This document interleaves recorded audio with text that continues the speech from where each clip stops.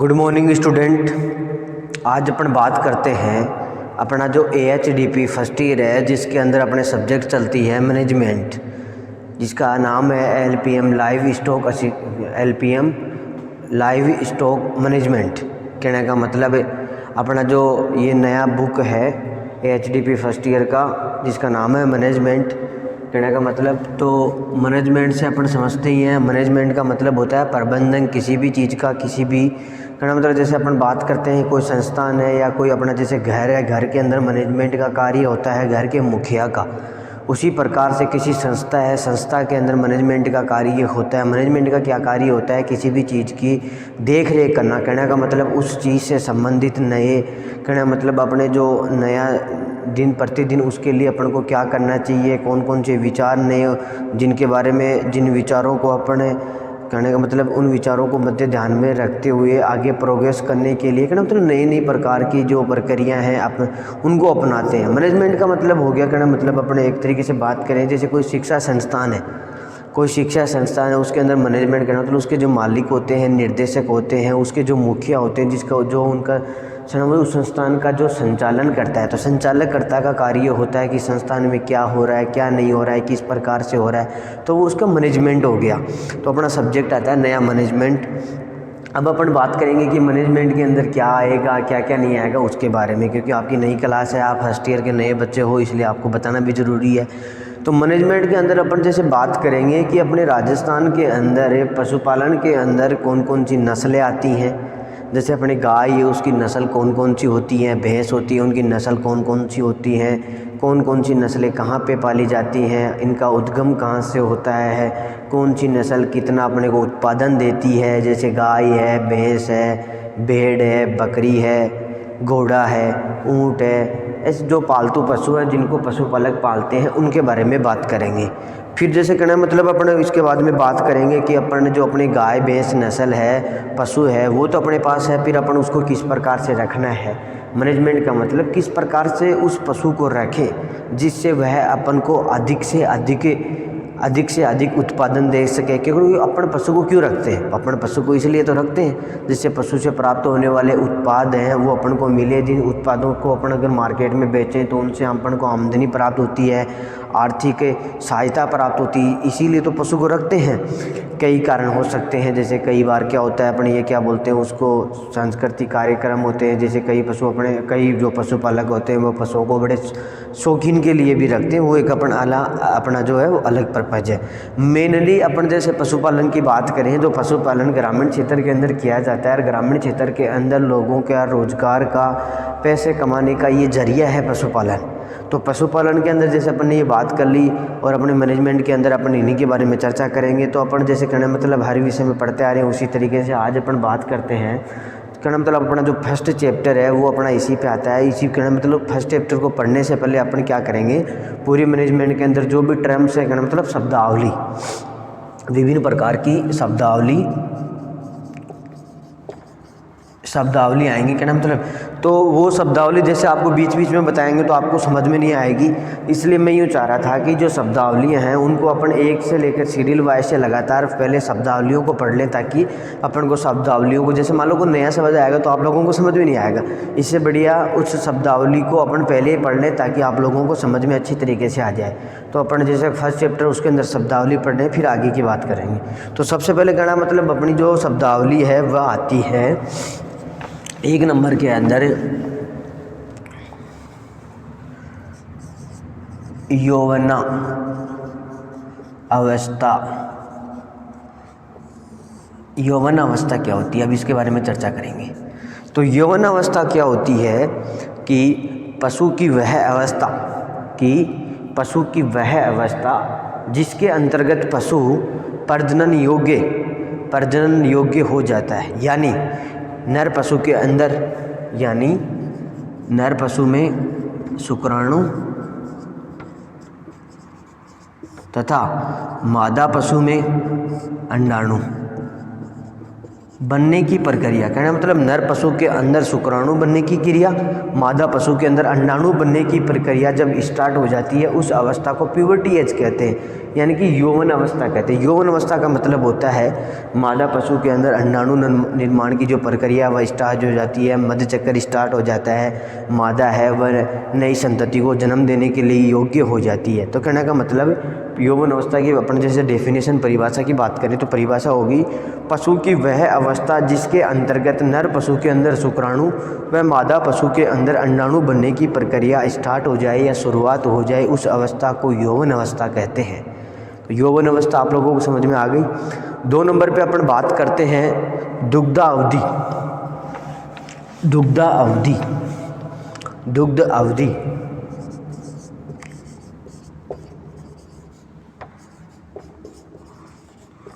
2 number पे बात करते हैं दुग्ध अवधि। कहना मतलब अब अपन बात कर रहे हैं दुग्ध अवधि। दूध का मतलब दुग्ध और अवधि का मतलब समय। कहना मतलब पशु का वह समय जब से वह दूध देना स्टार्ट करता है और जब तक दूध देता है उस अवस्था को दुग्ध अवधि कहते हैं। अब अपन बात करें कि कौन सी अवस्था होती है, तो कहना मतलब प्रसव से 3 से 5 दिन के बाद से लेकर दुग्ध सूखने तक का समय, सूखने तक का समय।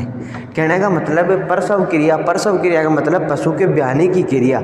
पशु की जब प्रसव क्रिया हो जाती है उसके 3 से 5 दिन तक, है ना, मतलब पशु आज ब्याता है तो आज ही दूध देना स्टार्ट नहीं करता है, क्योंकि 1-2 दिन या 2-3 दिन उस क्रिया को लग जाती हैं। पहले कोलेस्ट्रॉल आता है, फिर पशु नवजात को पिलाते हैं, उसके बाद में 2-3 दिन तक वो दूध की मात्रा बहुत कम मात्रा देता है। तो कहना मतलब प्रसव के 3 से 5 दिन के बाद से लेकर, कहना मतलब 3 से 5 दिन के बाद से लेकर दुग्ध सूखने तक का समय। दुग्ध सूखने का मतलब हो गया है कि पशु जब दुग्ध देना बंद कर देता है। जैसे बात करें, अब जैसे मान लो कि कोई पशु है, आज प्रसव क्रिया हुई है और वह 9 माह तक दूध देता है, 9 माह तक दुग्ध देता है। तो कहना मतलब यहाँ से लेकर यहाँ तक का जो अवधि है उसको बोलते हैं दुग्ध अवधि। कहने का मतलब वह समय प्रसव से लेकर 3 से 4 दिन से लेकर दुग्ध सूखने तक का जो समय होता है उसे दुग्ध अवधि कहते हैं। नॉर्मली भाषा की अपन ग्रामीण क्षेत्र की बात करें तो वह अवधि होती है, कहना मतलब जब पशु दूध देता है। अपन को पता है दूध कब देता है, ब्याने के बाद में देता है। और कब तक देता है, जब दोबारा ब्यात की क्रिया, कहना मतलब दोबारा ब्याने से पहले 1-2 महीने पहले छोड़ देता है पशु दूध देना, उसके बाद में दूध देना बंद कर देता है, फिर पशु ब्याता है। तो कहने का मतलब प्रसव क्रिया से 2 से 3 दिन के बाद से लेकर दूध सूखने तक की जो अवधि होती है उसको बोलते हैं दुग्ध अवधि। और अपन इसी प्रकार से अपन 3 नंबर की जो परिभाषा, आगे की जो परिभाषा उसके बारे में बात करते हैं, वो अपनी आती है निम्फोमेनिया।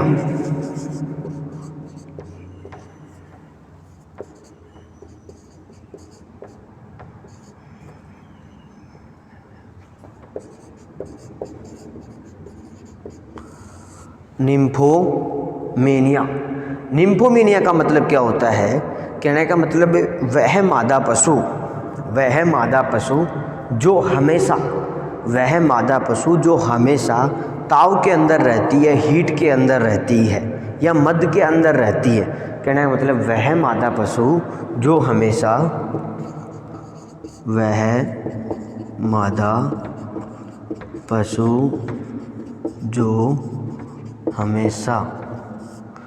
मध्य ताव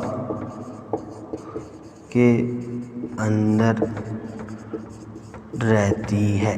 कहने का मतलब वह मादा पशु जो हमेशा मध्य के अंदर रहती है, ताव के अंदर रहती है, उसे कहते हैं निम्फोमेनिया। अब अपन इनकी आगे चर्चा करेंगे कि निम्फोमेनिया मादा पशु हमेशा मध्य में किस प्रकार रहती है, ताव के लक्षण क्या होते हैं, ताव किस प्रकार आती है, फिर आने के बाद में क्या करते हैं, ताव में आने के बाद में अपन यही करवाते हैं कृत्रिम गर्भाधान या फिर अपन प्राकृतिक मैथुन क्रिया, संभोग क्रिया, समागम की क्रिया करवाते हैं, जिससे पशु अपना गर्भ धारण कर लेता है और गर्भकाल पूरा होने के बाद में नए जीव को, संतति को उत्पन्न करता है। तो ये खूब सारी लंबी चौड़ी क्रिया है जो अपन आगे जैसे जैसे पॉइंट आते जाएंगे जाएंगे, उस तरीके से बात करते जाएंगे।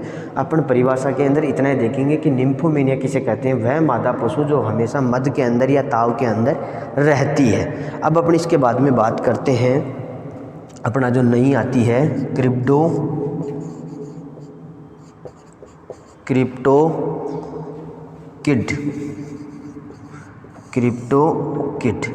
क्रिप्टोकिड क्या होता है, इसके बारे में तो जैसे अभी अपन को पता है कि सारे बच्चे बायोलॉजी से आए हैं, तो सबको अधिकांश तक को पता भी रहता होगा क्रिप्टोकिड क्या होता है। नर पशु के, इसको लिखूं क्या मैं,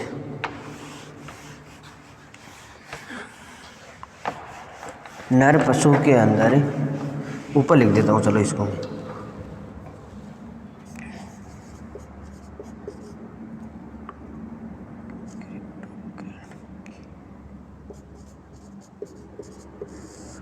क्रिप्टोकिड। नर पशु के अंदर वर्षण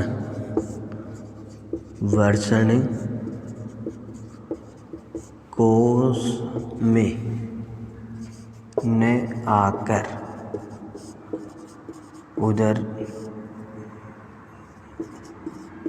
उदरीय गुहा में ही रह जाते हैं, जिसे क्रिप्टोक्रीडम कहा जाता है। कहने का मतलब जो नर पशु है उसके अंदर जो वर्षण होते हैं, जो टेस्टिस होते हैं, वह स्कोटम में नहाकर एब्डोमिनल कैविटी के अंदर रह जाते हैं। कहने का मतलब नर पशु के अंदर जो वर्षण है वह वर्षण कोश में न आकर उदरीय गुहा में रह जाते हैं, तो इस क्रिया को या उदरीय गुहा में रह जाते हैं तो इसे क्या कहते हैं, क्रिप्टोक्रीजम कहते हैं। कहने का मतलब जो नर पशु के जो वर्षण होते हैं वह वर्षण कोश में नहीं आ पाते हैं, वर्षण कोश में नहीं, अधिकांश तक आ जाते हैं, कई पशुओं के नहीं आ पाते हैं, उनकी बात कर रहे हैं, उसको बोलते हैं नहीं आ पाते हैं। तो वो क्या करते हैं, वहाँ पे अगर जब स्कोटम अधिवर्षण उसमें वर्षण कोश में नहीं आते हैं तो कहाँ रहते हैं, उदरीय गुहा में रह जाते हैं, एब्डोमिनल कैविटी के अंदर रह जाते हैं, तो उसे क्या कहते हैं, क्रिप्टोक्रीजम कहते हैं। अब इसके बाद में अपन नई जो अपनी परिभाषा उसकी बात करते हैं अपन, फ्री मार्टिन।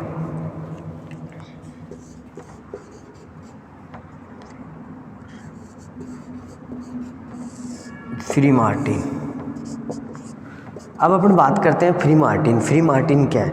फ्री मार्टिन का मतलब होता है कि जब पशु के गर्भाशय के अंदर जुड़वा बच्चे होते हैं, जब पशु के गर्भाशय के अंदर जुड़वा बच्चे रहते हैं, जिसमें एक नर व दूसरा मादा होती है, तो नर सामान्य एवं मादा बांझ होती है। मादा बांझ नर के द्वारा स्रावित हार्मोन के प्रभाव के कारण होती है। कहने का मतलब क्या होता है, जब पशु के गर्भाशय के अंदर जुड़वा बच्चे होते हैं, कहना मतलब जो पशु का गर्भाशय उसके अंदर जब दो बच्चे होते हैं, जुड़वा बच्चे होते हैं, जिसके अंदर एक नर होता है दूसरा मादा होती है। नर पशु सामान्य होता है, मादा पशु बांझ होती है। अब इस क्रिया का तो अपन को कब पता चलेगा, जब पशु ब्याह जाएगा, उसके बाद में बच्चे बड़े होंगे, जब वो जनन क्रिया करेंगे तभी तो पता चलेगा।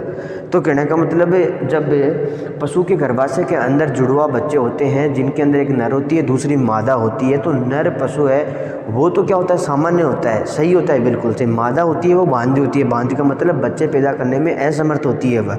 तो कहना मतलब अब वो मादा पशु बांझ क्यों हुई, नर पशु क्या करता है, जो नर बच्चा है गर्भाशय के अंदर वो क्या करता है, नर के द्वारा स्रावित होने वाले जो हार्मोन्स होते हैं उनका प्रभाव जो मादा पशु दूसरे वाला पशु उसके ऊपर पड़ता है, जिसके कारण वह मादा बांझ होती है।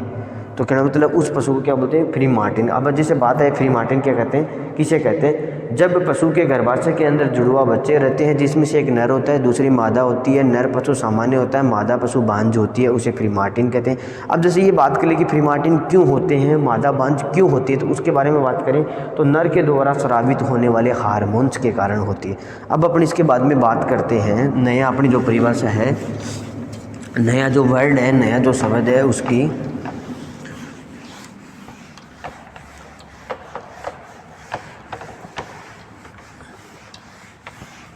नया अपना है प्रीमीपेरस। प्रीमीपेरस। अब प्रीमीपेरस का क्या मतलब होता है उसके बारे में देखते हैं। प्रीमीपेरस में होता है वह मादा पशु जो प्रथम बार गर्भ धारण किया हो। कहना मतलब वह मादा पशु जो प्रथम बार गर्भ धारण किया हो। कहना मतलब अभी तक एक ही बच्चा उत्पन्न किया हो। कहना मतलब वह मादा पशु जो प्रथम बार गर्भ धारण करती है। वह मादा पशु जो प्रथम बार गर्भ धारण किया हो या एक ही बच्चा उत्पन्न किया हो। कहना मतलब वह मादा पशु जो प्रथम बार गर्भ धारण किया हो। कहना मतलब एक ही बार गर्भ धारण किया हो और एक ही बच्चा, एक ही जब गर्भ धारण करेगी एक ही बार तो एक ही बच्चा उत्पन्न करेगी। कहना मतलब वह मादा पशु जो प्रथम बार गर्भ धारण किया हो, एक बार गर्भ धारण किया और एक ही बच्चा उत्पन्न किया, उस मादा पशु को क्या बोलते हैं, प्रीमीपेरस। और अब इसी के बाद में अपन बात करते हैं मल्टीपेरस। मल्टीपेरस की बात करते हैं तो वह मादा पशु जो एक से अधिक बार गर्भ धारण कर चुकी हो, एक से अधिक बार गर्भ धारण कर चुकी हो या एक से अधिक बच्चे पैदा कर चुकी हो। कहना मतलब वह मादा पशु जो एक से अधिक बार गर्भ धारण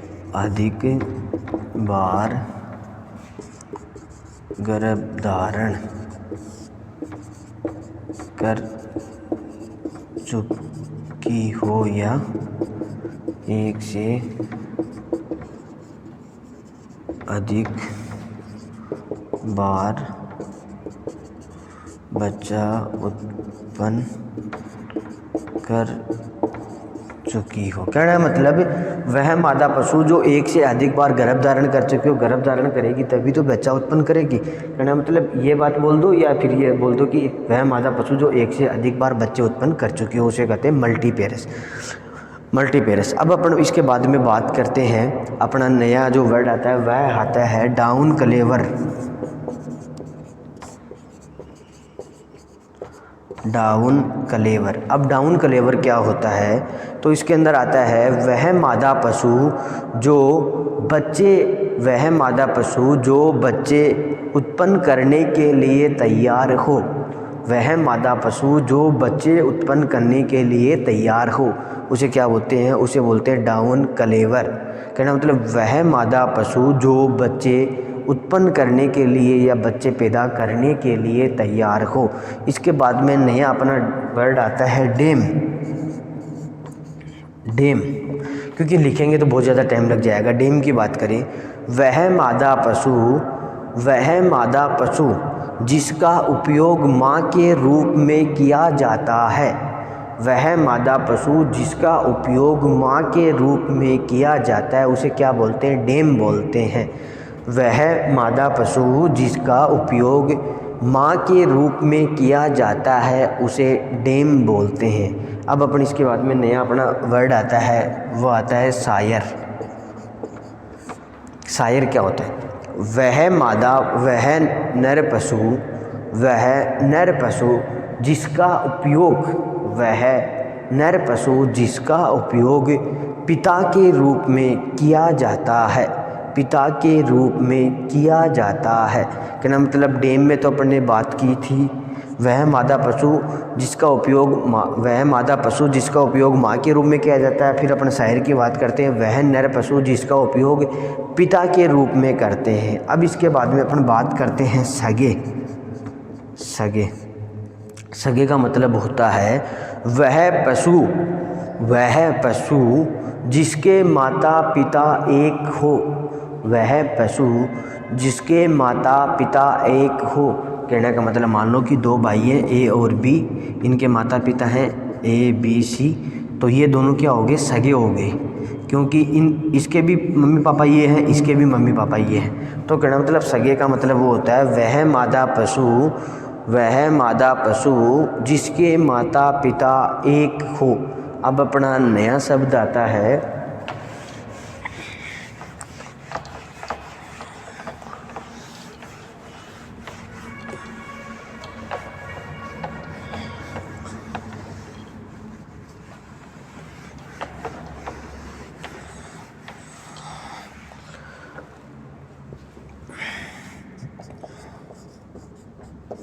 सोतेला। वह पशु जिनका माता या पिता से एक से ही सीधा संबंध हो, वह पशु जिसके माता या पिता में से एक का ही सीधा संबंध हो उसे सोतेला कहते हैं। जैसे ए बी सी, इनके ये कहना मतलब ए और बी सी, इसका लड़का है ए और ये ए बी डी, इसका लड़का है बी। कहना मतलब इसकी माता तो एक ही है, पिता अलग अलग हो गए दोनों के। कहना मतलब इसकी माता भी ए है, इसकी माता भी ए है, पर इसके जो पिता हैं वह सी है, इसके पिता डी है। कहना मतलब दोनों में से या तो दोनों की माता एक होगी या दोनों के पिता एक होंगे। कहना मतलब वह पशु जिनका माता पिता दोनों में से एक से सीधा संबंध हो उसे क्या बोलते हैं, सोतेले बोलते हैं। अब अपन इसके बाद में बात करते हैं बोवाइन। अपना नया शब्द आता है बोवाइन। अब बोवाइन क्या होता है? बोवाइन गाय और भैंस की जो प्रजाति होती है उसको बोलते हैं बोवाइन। कहना मतलब गाय और भैंस की प्रजाति को, गाय और भैंस की प्रजाति को। इसके बाद में अपना नया शब्द आता है काफ। अब काफ क्या होता है? वह कहना मतलब वह पशु बोल दो या फिर गाय या भैंस का 1 साल से कम आयु का बच्चा। कहने का मतलब गाय व भैंस का बच्चा या नवजात जिसकी उम्र 1 वर्ष से कम हो। यह कहना मतलब यूँ बोल दो, गाय व भैंस का बच्चा जिसकी उम्र 1 साल से कम हो उसे काफ कहते हैं। या वह नवजात जिसकी उम्र 1 साल से कम हो, जो गाय व भैंस दोनों में से हो सकता है, क्योंकि गाय और भैंस का बच्चा होता है उसी को अपन काफ बोलते हैं। अलग अलग पशुओं में अलग अलग बोलेंगे जो आगे आएगा। उसके बाद में अपन बात करते हैं हर्ड।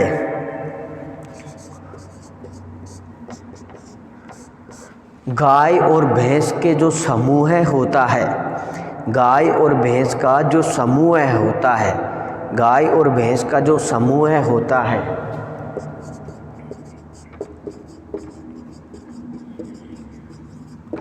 गाय और भैंस के समूह को हर्ड कहते हैं। गाय और भैंस की प्रजाति को बोवाइन कहते हैं।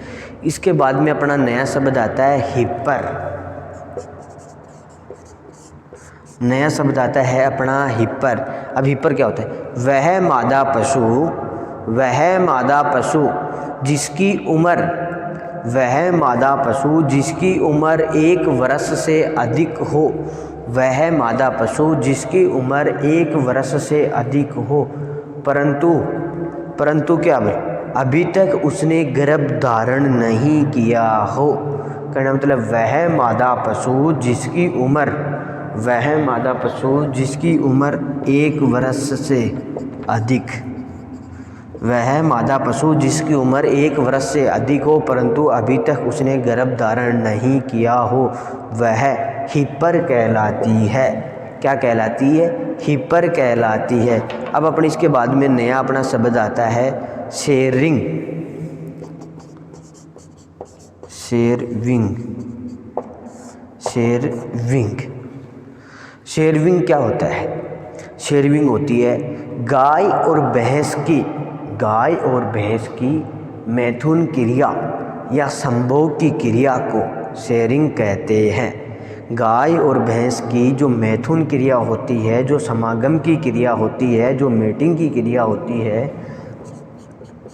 गाय भैंस की मैथुन की क्रिया, गाय और भैंस की जो मैथुन की क्रिया होती है उसको बोलते हैं शेरविंग। अब इसके बाद में नया शब्द आता है कालविंग।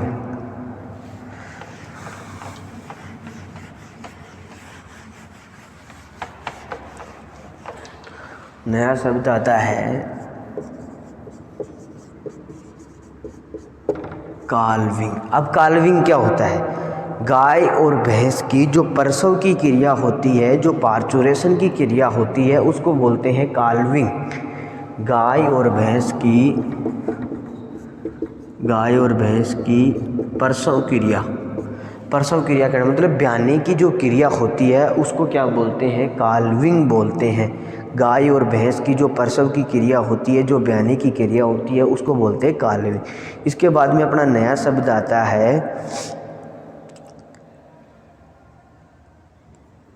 बुलोक। बुलोक।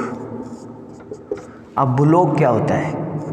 गाय और भैंस का बधियाकरण किया हुआ नर, बधियाकरण किया हुआ नर पशु, गाय और भैंस का जो बधियाकरण किया हुआ नर पशु, कहने का मतलब गाय भैंस का बधियाकरण किया हुआ नर पशु, उसको क्या बोलते हैं? बुलोक बोलते हैं। अब अपने इसके बाद में बात करते हैं बुल।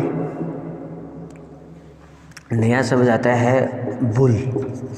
बुल क्या होता है? बुल के बारे में देखो। बुल होता है वह नर पशु, वह नर पशु जिसका उपयोग प्रजनन हेतु किया जाता है, वह नर पशु जिसका उपयोग प्रजनन हेतु किया जाता है, यानी कि बधियाकरण न किया हुआ पशु, कहने का मतलब वह नर, गाय भैंस का नर पशु, कहने का मतलब है वह नर पशु जिसका उपयोग, वह नर पशु जिसका उपयोग प्रजनन हेतु किया जाता है। कहना मतलब वह नर पशु जिसका उपयोग प्रजनन हेतु किया जाता है। अपन किसकी बात कर रहे हैं? गाय और भैंस की। ठीक है। हमेशा जब भी कोई नया शब्द या जो कोई भी नई चीज़ आपको पढ़ाई जाती है तो मेनली अपन बात करते हैं गाय और भैंस की, क्योंकि ग्रामीण क्षेत्र में अपन पालतू पशु के रूप में अधिकांशतः लगभग 99% गाय और भैंस को ही पालते हैं। गाय और भैंस की अपन लोग बात करते हैं। अगर कोई अन्य पशु की बात करनी होगी तो उसका अलग से नाम लिखा जाएगा। मान लो किसी पशु का नाम नहीं लिखा हो तो अगर मान लो किसी पशु का नाम नहीं लिखा हो तो लगभग अपने गाय और भैंस की ही बातें करते हैं। अब उसके बाद में अपन बात करते हैं अपना ओविस। ओविस क्या होती है? भेड़ की प्रजाति को ओविस कहते हैं। भेड़ की प्रजाति को ओविस कहा जाता है। जो भेड़ की जो प्रजाति है उसको ओविस कहा जाता है। अब अपन बात करते हैं मेमना। अब मेमना क्या हो गया?